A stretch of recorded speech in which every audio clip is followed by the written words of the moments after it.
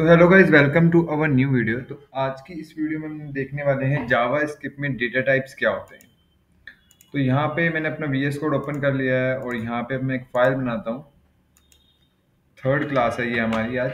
यहाँ पे मैं रखता हूँ डेटा टाइप .html। यहाँ पे मैं लिखता हूँ स्क्रिप्ट। और डेटा टाइप बेसिकली क्या होता है? डेटा टाइप आपका जो भी यूजर डेटा एंटर कर रहा है वो किस तरीके का डेटा है। फॉर एग्जाम्पल वो टेक्स्ट है, वो नंबर है, वो ट्रू फॉल्स में वैल्यू है, या वो मल्टीपल वैल्यूज है।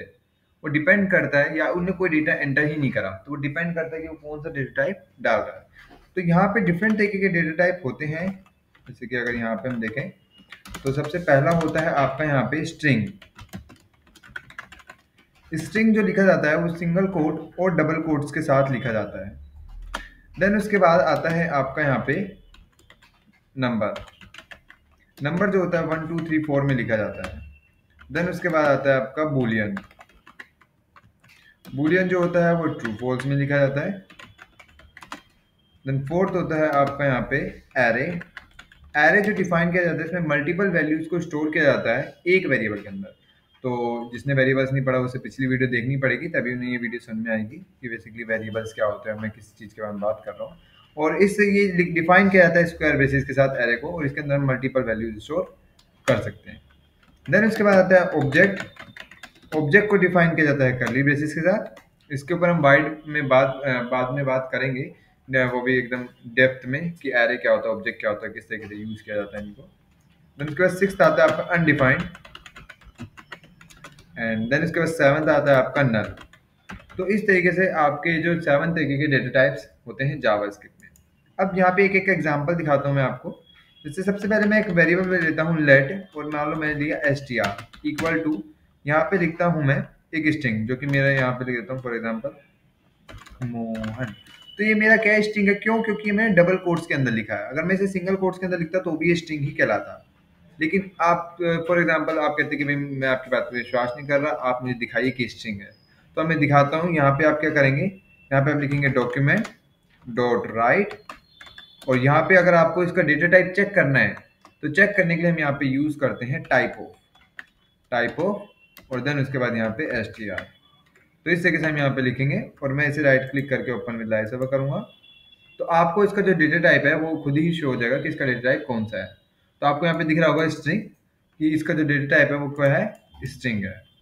इसी तरीके से अगर मैं यहाँ पे लिखता हूँ for example let str equal to, और मैंने ऊपर इसे कमेंट करना पड़ेगा नहीं तो एरर देगा, क्योंकि मैं इसे लेट में बना रहा हूँ। और अब मैं लिखता हूँ 1 2 3 4। अब ये कौन सा डेटा टाइप है? ये है नंबर वाला, क्योंकि मैंने इसे बिना कोट्स के लिखा है। ये देखिए, अगर मैं इसे भी डबल कोट्स के अंदर या सिंगल कोट के अंदर डाल देता हूँ तो ये आपका क्या कहलाएगा? स्ट्रिंग कहलाएगा, ना कि नंबर, क्योंकि वो डल गया है डबल कोट्स के अंदर। इसी तरीके से अगर मैं यहाँ पे लिखता हूँ let for example boolean value है तो बूल इक्वल टू, और मैं यहाँ पे लिखता हूँ ट्रू, तो ये एक मेरी क्या है? ट्रू वैल्यू जो है क्या है मेरी? एक बूलियन वैल्यू है। तो मैं यहाँ पे बूल को अगर प्रिंट करके दिखाता हूँ तो आपको यहाँ पे दिखेगा बूलियन। तो ये इसका क्या टाइप है? Boolean data type.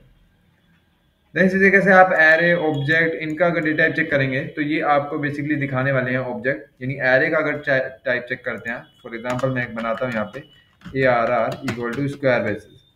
जस्ट मैंने स्क्वायर बेसिस रखा और यहाँ पे ARR डाल, तो ये आपको ऑब्जेक्ट दिखाएगा। इसका रीजन मैं आपको आने वाली वीडियोस में दूंगा कि इसको हम यहाँ पे ऑब्जेक्ट क्यों बोलते हैं, लेकिन ये आपको ऑब्जेक्ट रिटर्न करता है। बेसिकली जावास्क्रिप्ट में सारी चीजें एक ऑब्जेक्ट के अंदर बनी हुई होती है, इसलिए ऑब्जेक्ट रिटर्न करता है। देन इसी तरीके से अगर आपने ऑब्जेक्ट बनाया है तो वो ऑब्जेक्ट देगा आपको। For example let obj equal to, आपने कर्ली बेसिस में बनाया, ये भी आपका क्या कहलाएगा? ऑब्जेक्ट ही कहलाएगा। तो यहाँ पे भी आपको ऑब्जेक्ट दिखेगा।